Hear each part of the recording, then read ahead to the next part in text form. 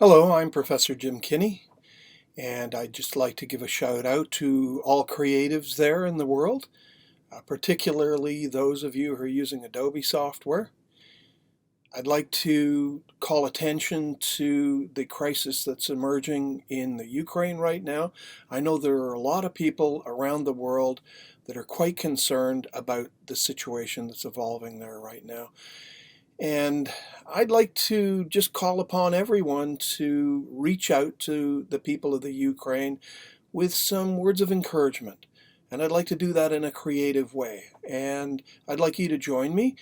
And I'm going to go through a little tutorial that's going to focus on celebrating something that's very Ukrainian. It's the painted egg. From what we can see here, the Ukrainian custom of painting Easter eggs is exquisite. It's second to none. And I thought perhaps we could brighten up their day by creating a custom egg pattern design and then applying it to a social media graphic and sending them a message of hope and encouragement.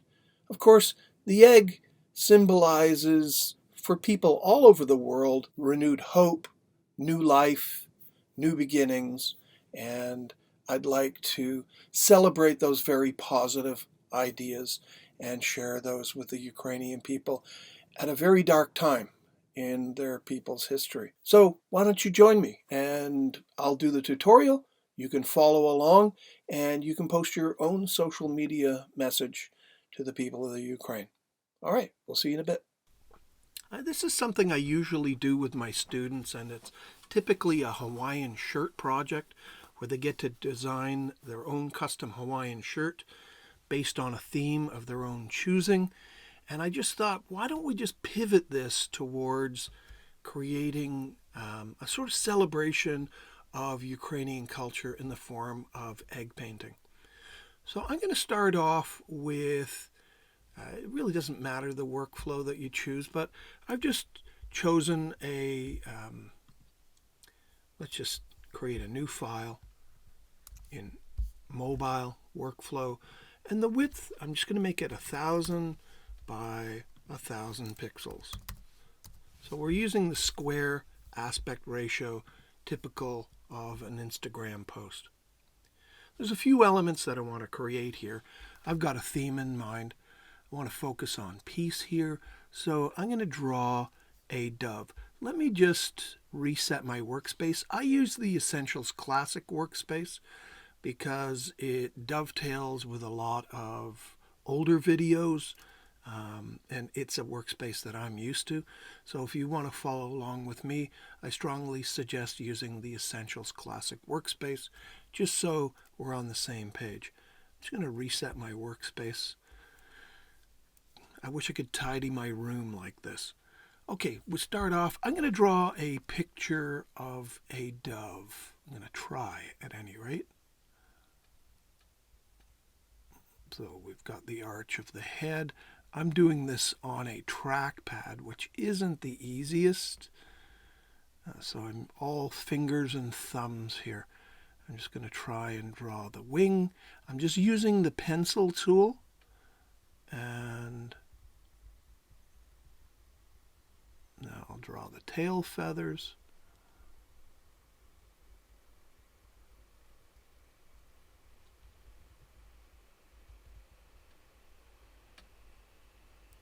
And now the body of the dove.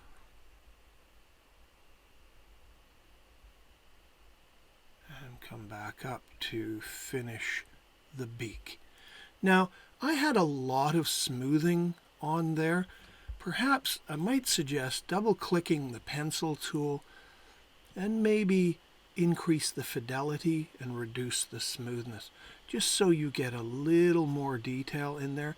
And then you could use the smooth tool if need be. By the way, the pencil tool is located in here underneath the shaper tool, and there's your pencil tool and the smooth tool. And the nice thing is, if you set up your pencil tool by double-clicking on it, you can use this thing here. Option key toggles to smooth tool. Let's just try that again. This time with a coarser setting, or we call that increased fidelity. It's just translating more of your mouse movements into points. I'll give that another shot. I'm literally using my middle finger and my thumb here in this drawing process. Okay, we'll start there. Come down into the arch of the wing.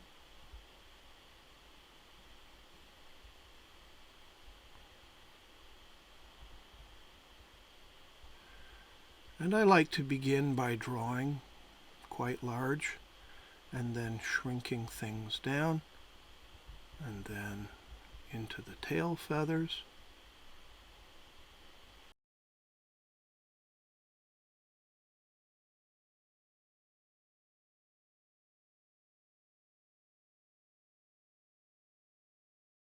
I'll be able to use the smooth tool. Remember, holding down the Option key, Alt on the PC, gives you the smoothing function, and it takes out all of those lumps and bumps in your illustrations. So I'm just smoothing out my dove. We don't want a dove with ruffled feathers. There we go. And that's pretty good right there. I'm just going to scale that down and hold the Shift key down just so it maintains its proportion. Now, I want to just give this a blue outline, so I'll just click on the stroke, open my color panel, choose a blue for myself. I would suggest, if you consider maybe printing this out in the future, maybe going up here under the color menu and choosing the drop-down menu and switching to CMYK color space. It's a little more diminished in terms of numbers of colors and intensity, but at least you know that if you take this out to a color printer, there will be an accurate translation. So I'm just going to expand that. And there we go. And you expand it just here. Collapse and expand. Then I can just pick my blue off of there. I can make mild adjustments as necessary. And that's for my stroke. From the Properties and the Appearance panel area in the Properties tab, I can go in here and I can increase the stroke thickness. Just like this. I can see areas that might need a little bit more smoothing. So again, back to the pencil tool. And hold down the Option or Alt key on the PC and engage that smoothing. I think that's working much nicer now. Don't forget, you can also use your Direct Selection tool. And that Direct Selection tool allows local level edits where you can select a point, adjust where it is. In fact, you can even use the pen tool suite over here, and you can add and delete, or the anchor point tool to convert points to smooth points for curves, or just to straight line points. I'm going to use the delete anchor point because I've got far too many in there.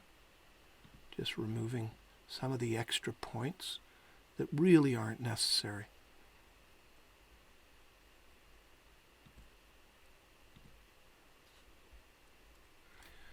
And then again, direct selection tool, and I can change positioning, change curvature on all of these elements like this. Now you'll notice that there's a very chiseled look. Spacebar command to zoom in. You can see the ends here look quite odd. If you select that and you go to the stroke menu, I always suggest that when you're dealing with strokes, put round caps and rounded corners on them. It just makes the drawing look that much better. Okay, now I'm going to do Command or Control 0 on a PC just to zoom out to a full window. There we have it. That's going to be my dove. Now, one thing to keep in mind is that I'm going to be scaling this down at some point. And whenever you're doing scaling, the best thing I could suggest is go to the scaling tool, which is located just under the eraser, double click it so that you have the modification menu, and make sure that you set it up so these are checked off: scale corners, scale strokes, and effects. And that way, as you scale something and it becomes smaller, the strokes and any special effects that you might have applied to it will also get smaller. I'm just going to delete another point there. Just doing some last minute tweaks. So I select that with the selection tool. That's the black arrow. And then I can scale this down. So that's an element I'm going to use. Now, if need be, I can increase the stroke width just to thicken it up a little bit at smaller sizes. And I did this again over here in the Properties panel under Stroke. I just increased it here. So we have a dove. Well, a dove is a symbol of peace. Another symbol of peace is the olive branch. And to construct my olive branch, I'm going to use, first of all, the pencil tool to create the stalk. So I'm just going to draw a slight curve like this with the pencil tool. Option or Alt key on a PC to smooth it. Now, of course, if you're good at using the pen tool, it's pretty simple to create this with the pen tool. But I'm just going to use the pencil tool because I feel it's the most intuitive. It's the most accessible for most people. So I've just made an adjustment, so I've got this. I'm going to make it so that there's no fill, and I'm going to take the stroke and I'm going to make it green. So we now have a green stroke. Again, remember my suggestion, go to the stroke menu over here, use rounded caps and rounded corners. The reason for that will become apparent when I use this tool, the width tool. I'm going to choose that, and I'm going to stretch that out. Choose the width tool and stretch that out, and you can see that I've generated a stalk for my olive branch. Now for the leaves. For that, I'm going to use an ellipse, and then from the pen tool suite, I'm going to use the anchor point tool. And I'm just going to click on that. What that's going to do is it's going to remove the curvature and make it slightly pointed. Then I can use the direct selection tool. I can elongate that if I wish. I can take this and move it in a little bit and make it more squat. I could even adjust the curvature, including if I were to use the Option key. That's a nice little shortcut for giving these points individual, independently rotating direction lines and allowing really sharp transitions from one curved segment to the next. So I'm going to flip this. That's what this little icon is for. You flip it. So now I've got no stroke, green fill. And I want these to be a lighter green. So I'll select that. My stalk can stay fairly dark. Command 0 to zoom out. Okay, and I'm going to select that with my selection tool. Remember, we've got two. Selection tool and this white, that's the black arrow. The white one is the direct selection tool for editing individual points. We use the selection tool to select the entire object. And you see this box around it. That's called the bounding box. Well, if I go to the corner, you see this icon, meaning it will rotate as I rotate it. And I'm just going to kind of point it in this direction and then move it towards the end. Great little shortcut. Holding down the Option key. So again, I'm going to zoom in. Spacebar, Command, just to zoom in there. Spacebar gives you the grabber hand and lets you move the page around. So I'm going to select that. with the selection tool, and I'm going to hold the Option key down. And that drags out a copy. You've got to make sure you let go of your mouse or your trackpad first, and then release the Option key. With this object still selected, I'm going to go to the corner and just rotate it slightly, just like that. And again, I'm going to go all the way down, holding the Option key. I'm going to rotate that slightly as we move down the length of that branch. And again,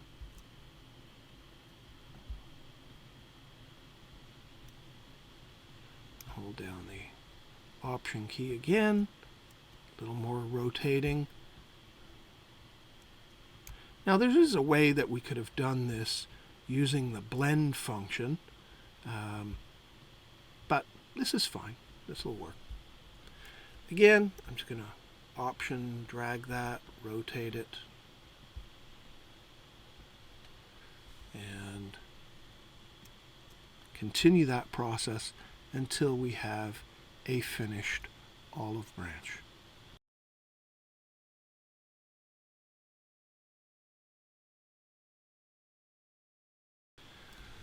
Okay, there's my olive branch.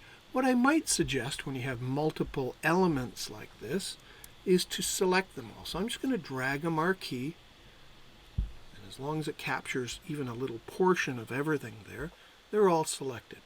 And I can use Object, Group, or Command G, Control G on a PC. And again, that allows me to scale that down. Command 0 to zoom out. So I have my olive branch and I have my dove. And usually we see them, we see images of the dove carrying the olive branch. So these are a couple of elements that I'm going to use to generate a pattern. Now, the one thing that you will notice about Ukrainian eggs, if I just switch now to my browser, they're very geometric. We're seeing the repetition and transformation of shapes in space. And by transformation, that means the duplication and movement, like the offset, or duplication and rotation of objects in equal increments in space. So back to Illustrator, I'm going to start with a square. So I choose my rectangle tool. I'm going to hold down the Shift key to create a perfect square. Remember, the Shift key constrains movement. I'm just going to choose sort of gold. I'm going to flip that. I want gold for my outline or stroke, and I want a sort of burgundy fill. And I'm going to increase the stroke so it's a little more visible. What I'm going to do to this is use a transformation tool located over here. These are your transformation tools: rotation, reflection, also scaling and shearing, as well as reshaping. So what we're going to do with this is we're going to shear it. So I select shear, and then if I double click that, I get an actual menu. And I want to shear it on 45 degrees. So I click OK. And I've just transformed that on a 45-degree axis. Now I want to copy that. One way is just Option, drag it, just like that. What I want to do is flip that. Now I could do it like this, but I want to control it so it's exact. In that case, again, I would use a transform menu, and I would use, just underneath rotate, I would use the reflect tool.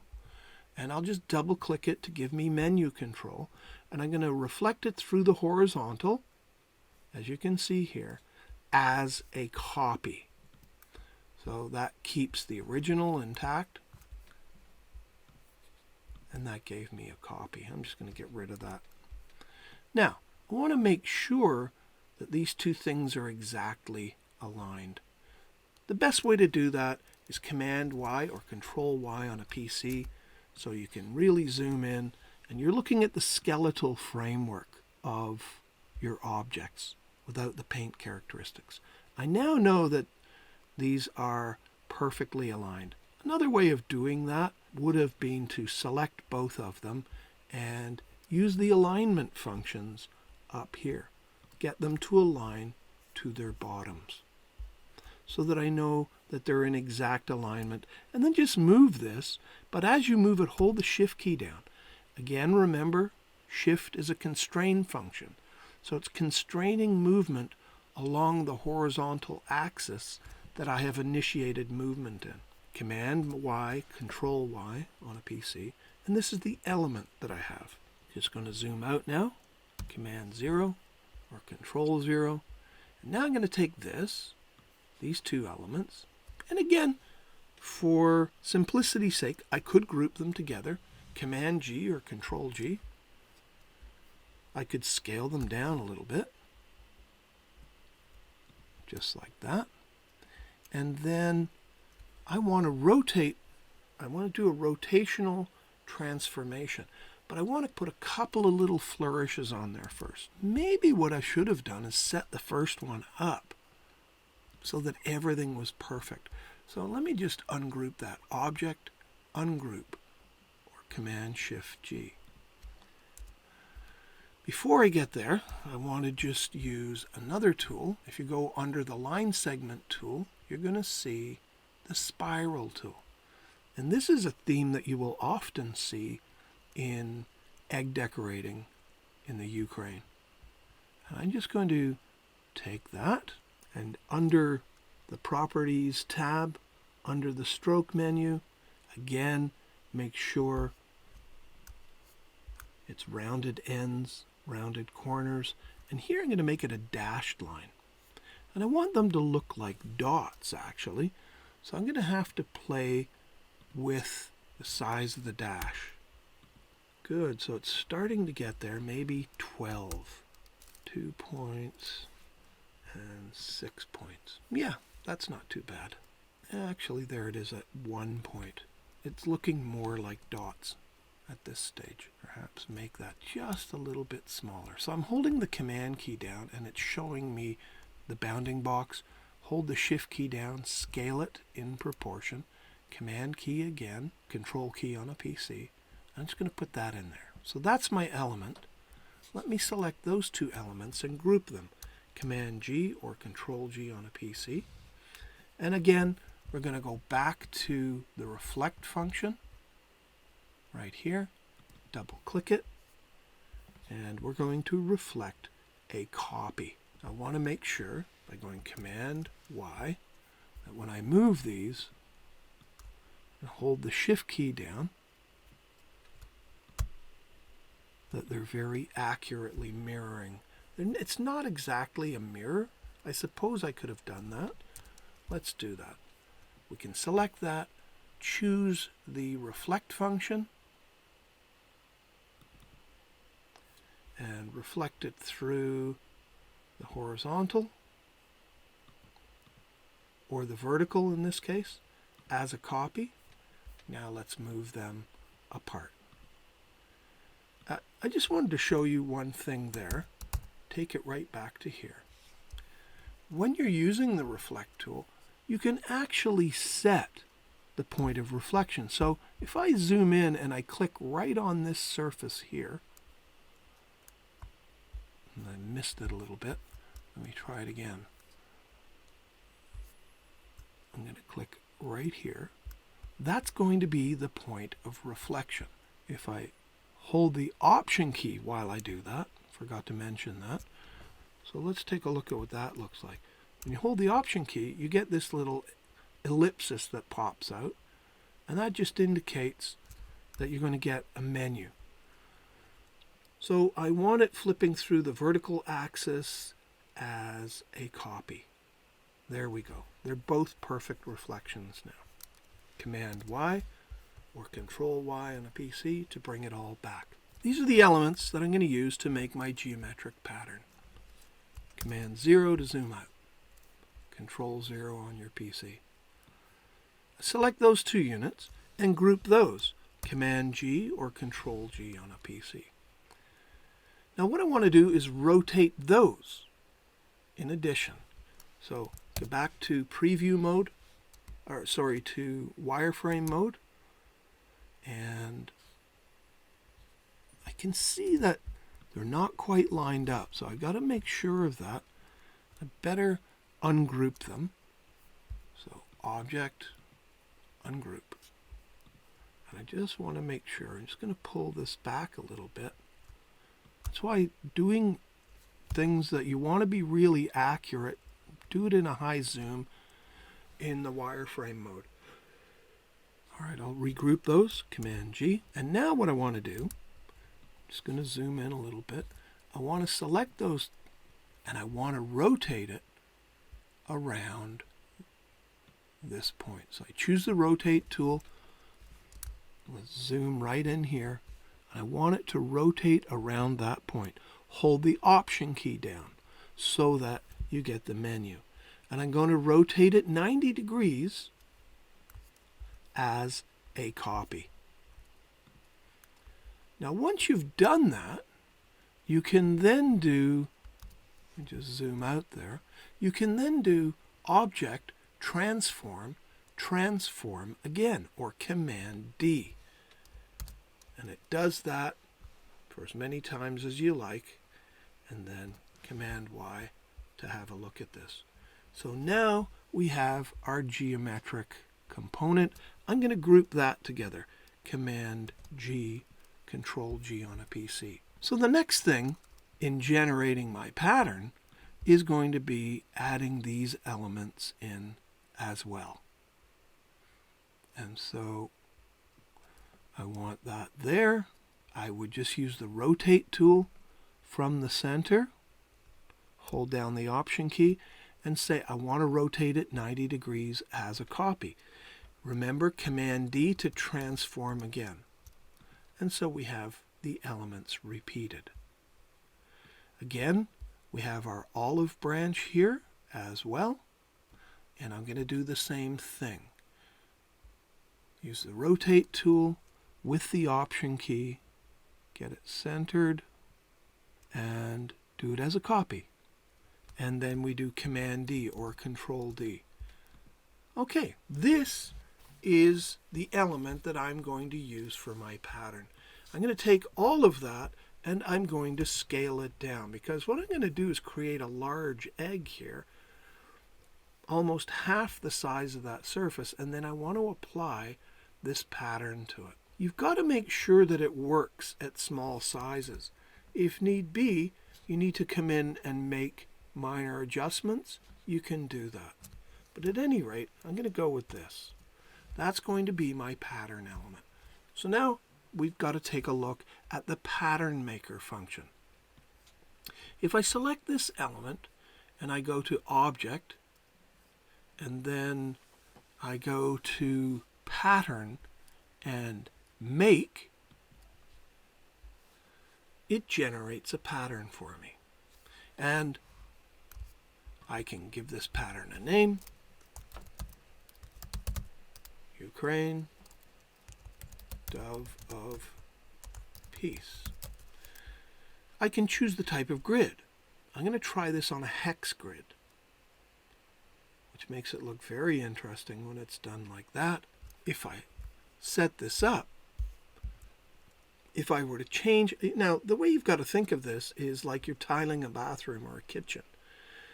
The artwork is put on each tile, and each tile is set one next to the other. It's like I've chosen a hexagonally shaped tile on which to put my artwork. If I check this off, it will automatically size the tile so that it's exactly the size of the artwork. And if I move the art, the tile will also move. I'm going to keep that off for now. We're going to flip here into a different mode. Right now we're in artwork mode, and what that means is this artwork is still live. I can select this, change the color, change the size, change everything about this, and it will redraw the pattern based on changes to the artwork. If I click this, it flips to tile mode. You'll notice the tile is now selected. And so if I scale that up, it scales up the tile. And that's giving us a little bit more breathing room between the elements. You see that? And I just want to bring that down a bit. Move it over.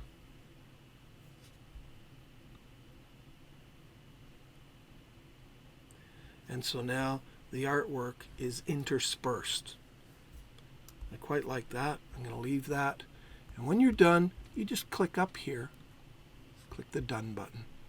And what it does is you have a swatch panel here, and it's automatically added your pattern to that swatch. Now, for the final piece in the illustration process, we need to draw the egg. And so I'm just going to create a new layer on which that can happen. So I click the Layers panel right here, New Layer, and this one with the pattern element on it, I'm going to hide. I need to draw the egg, and that's basically an ellipse. And so I'm just going to hold the Option key. Option draws from center. Get something fairly elongated that looks like an egg. And then I'm going to use the Direct Selection tool so I can select this top thing, and I'm just going to shorten the curvature a little bit. And I'm going to extend it. And that's our egg shape. Once we've got that egg shape, I'm just going to select it, and right now it has a blue outline, just fine. I'm going to stick with that and maybe make it a little bit thicker, like that. And then for the fill, I want to fill it with a pattern. First of all, let me fill it with a pattern. I'm going to make a copy of this. Best way in which to do that, I'll just do it in my Layers panel. Let me make this bigger so it's easier to see. Panel Options, Other. I'll make this 72 pixels, which is about an inch in size. It's much easier to see the layers now. Yeah, I'm going to make a copy of that. And I'm going to use the copy. It's very simple to make a copy. Just drag it down to that plus sign right by the trash. And I'm just going to hide it for now. It's going to be used as what's called a clipping mask, so that it stops things from showing outside. And I'll show you what we're going to do with that in a second. But first of all, this bottom version of the egg, I'm going to select that, and I'm going to fill it just with a straight up color. I'll go to my color panel. I'm going to kind of choose the fill and just give it a kind of yellow color like that. So we've got one fill right here. And if we look at this right here, this is our appearance panel, also available here, of course. I just want that so I can tear it off. I'm going to collapse it. And what I'm going to do is the appearance panel shows that this object that's currently selected has a fill that's yellow and a stroke that's 5-point in blue. I'm going to duplicate the fill. I highlight it, click the duplicate function, and now we've got two copies. The top copy, the bottom copy I'm going to leave yellow, but the top copy, I'm going to go here and locate my pattern. And so my object, the egg shape, actually has two fills. The bottom one is the yellow, and the top one is the pattern. Okay, what about that egg that I had hidden? So first of all, just let me temporarily lock this down, or even hide it for that matter. And what I'm going to do with this egg, I'm going to bring it up again and make it visible. This one, I'm going to use the Draw Inside method. So I change the mode to Draw Inside. You notice that the egg now has this strange looking bounding box. And I'm going to use the pencil tool. And I want to draw just in black. So I'm going to choose from my color, just choose black. I'm just going to draw with that pencil tool. Now what I'm trying to create here is the illusion of shadow. And I'm assuming the light's coming from the top right. I'm just coming all the way over here, finish that off. I want to fill it in black. So color panel, fill, black. That's what it looks like so far. Now, again, Option key or Alt key on a PC, and I can smooth this out. It's just a bit edgy. So that's going to be my shadow. Light's coming from top right. I now want to use the appearance panel, and I want to set the opacity for the fill. Notice that stroke has opacity settings, so too does the fill. So I open that up, there's the fill, change its opacity so that it's a blend mode of multiply, and this will multiply the dark over top of the underlying colors in the pattern in a much more rich way than had I just set it to normal, which kind of gives a gray patina to the underlying colors. I'm going to set that at 30%. And the other thing that I'm going to do is go to the effects menu right here and just down the bottom, and we're applying this to this object, the effects, and I'm going to go down to where it says blur, and I'm going to choose Gaussian blur, and I'm going to use a blur radius of around 50 pixels, and it just gives me that very soft shading that would be typical of an egg. Now, because I did this, let's just take a look at our layers panel. It created here what is called, when I used the draw inside mode, it created what is called a clip group, and it used the top egg shape as a clipping path. And what that means is, despite the fact that I drew all the way out here, this path is stopping the black from spilling out over here. It's containing it or clipping it. Another term for it is masking. So I'm going to go from here now and bring this other egg back, and you can see that it's got shading. You know, we're seeing highlight and we're seeing shadow. I'm going to switch back to normal drawing mode now. And at this stage, what I want to do is export this. We're now finished the illustration component, and now we're going to switch over to the social media component. So we're going to change to a different workflow that will allow us to take this out of here and into Adobe Creative Cloud Express, where we're going to structure our social media graphics. So I'll see you when we're ready to go in there in just a moment. First of all, save our Illustrator file. This is the second version of this I've made, so I'm going to call this Ukrainian Egg 2, and I'm just going to save that on my desktop for now. So that's the original Illustrator file, and I can keep the native version of the file so I can go back and make edits as required. The next thing I want to do is go to File, Export, Export As, and it's going to come up as a PNG, and I'm going to just save that, just export that to my desktop. Background color, I could set this to transparent, but there's a function that I want to show you for background removal inside of Creative Cloud Express. I'm just going to click, keep the background white, and we're done with Adobe Illustrator. Free up to look at my desktop, which is a mess top, really. There's the Illustrator file. There's the PNG version of the file, and we're now going to go into Creative Cloud Express and create a post. So in order to create our social media post, we're using a different production pipeline, and for that we're using express.adobe.com. And you can go there, sign in, and the first thing you want to do is create new content. The Add Content button is up here in the top left. It's a circle with the plus sign.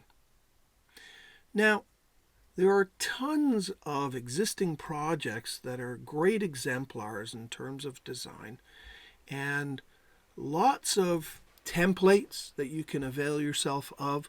Do some exploring. There's a lot of stuff there, including a learn function where you can go in and it'll give you some tips on how to use this platform. But it's pretty easy to use, in my opinion. So we're going to add content by clicking the plus sign, and there's a range of things that you can do right off the top. You can make GIFs, trim videos, resize images, resize your video, convert content to PDF, take PDFs and convert it to content that's usable and remixable here on the Express platform. A lot of functionality here under Quick Actions. And then we want to create new content, and there's a number of pipelines for you there. Well, we want to create this for an Instagram post. So let's just choose that. And you'll notice that within here, there are a number of templates that you can go through, and they're searchable. You can search through pattern, and it'll give you all sorts of things that have patterned backgrounds. And you can remix those templates, or you can just do your own. Start with a blank thing here. We're going to do that. You've got design assets that you can use, and you've also got backgrounds that you can choose from, and I'm just going to scroll through those, and I think this is kind of cool here. I'm going to choose this one, and I'm going to pin it to the background. There you have it. Once it's in the background, you can scale it up or scale it down, and I like just keeping with the theme of geometry, which is so prevalent in those Ukrainian eggs. Let's just have a wander through here. There's a whole bunch of different ones. This one looks pretty cool. I'm going to try that one. Now we've got two backgrounds. I'm just going to remove the one and delete that cell. So we have a single cell. Now, if I select that background, I can then scale it up and down.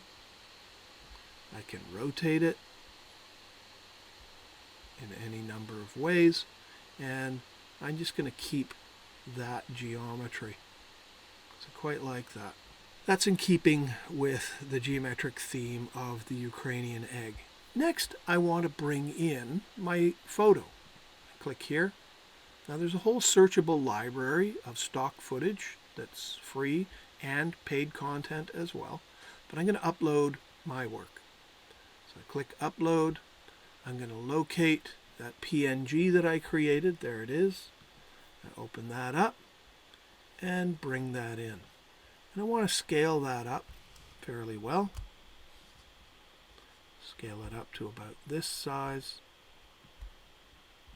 This is what I wanted to show you. We could have set transparent background for our PNG, but I just wanted to show you the capacity that you have in the post function of the platform for removing background. I just click that, and it does a best guess, and it's done a really good job. You can erase more. You can change your brush size for erasing, or you can restore things if you erase too much. So you can actually customize the mask in there. That's a great function for bringing images in. So I'm good with that the way that it is. I'm just going to say done. Now I want to put some text in for the messaging. Oops, it looked like it might have clipped a little bit out there at the top. Okay, so I can click that and sort that out. Edit cutout. And now I can go in there, just zoom right in, using my space bar and grabber hand. I want to restore some stuff. I'm going to make a much smaller brush. The green means include. Red means mask out. And I'm just going to go here, just so make sure that top area is included. There we go.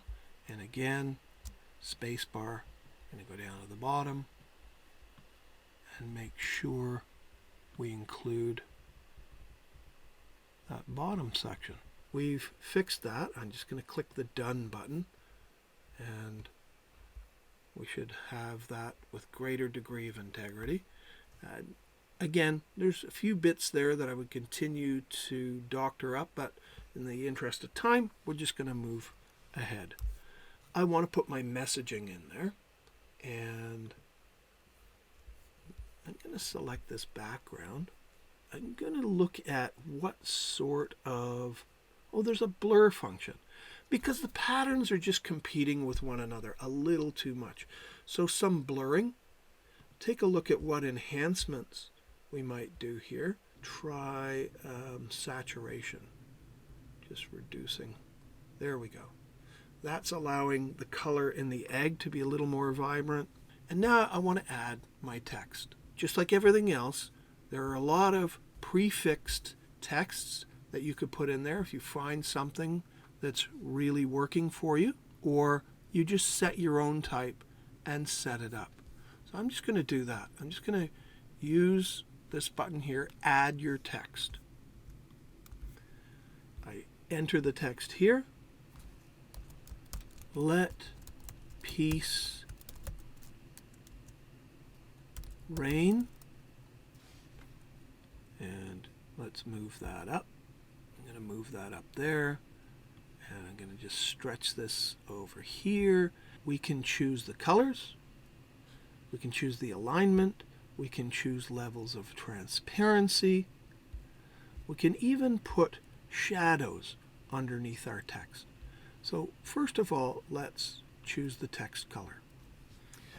And it's showing you, based on the current color palette of the image, it's making suggestions for you. I want to use the colors of the Ukraine. So let's begin by making the letters yellow.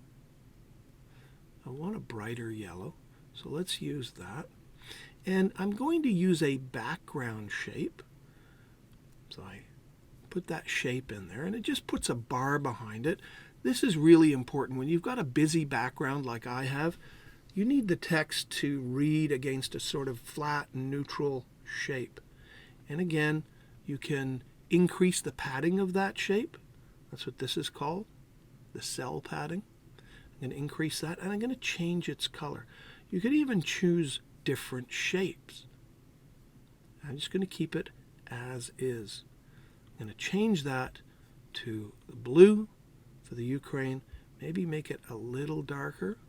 Then I want my text to have, I think I can put a shadow in there. And I'll just use a darker version of the blue for the shadow. I want the text to perhaps be a little more robust than what we're getting here. So let me just select that, choose a different font, and you've got all manner of fonts here to choose from. I just want something that has a little more weight to it. Let peace reign. And now I'm going to duplicate that. There's the duplicate function right there. I'm just going to move that down here. Notice that there are guidelines to help you with the placement. I'm just going to change the text on the bottom piece in the Ukraine. That's going to be my message. Let peace reign in the Ukraine. The final thing I want to do is change the layering, which is here. And I just want that egg to gain prominence by bringing it to the front. So I bring the egg to the front. I now have my final messaging. I can share that on social media. Make sure you publish it. You can create a link, or if you've got a Twitter or Facebook account, push it out to there. There's my link. I could share this link with other people. What I'm going to do is I'm going to download it right here and click the download. Choose your format. I'm going to use PNG. I'm going to put this out to the community. go to Instagram and let me do a post. Select from my computer. It's in my downloads. There it is. I'm not going to apply any filtering. Our thoughts are with the people of the Ukraine in their time of need. Let's do a little hashtag. Well, actually, let me include this at Adobe for Education. Adobe for Education. Let's put some hashtags in there. Hashtag peace. I think that's hashtag no war.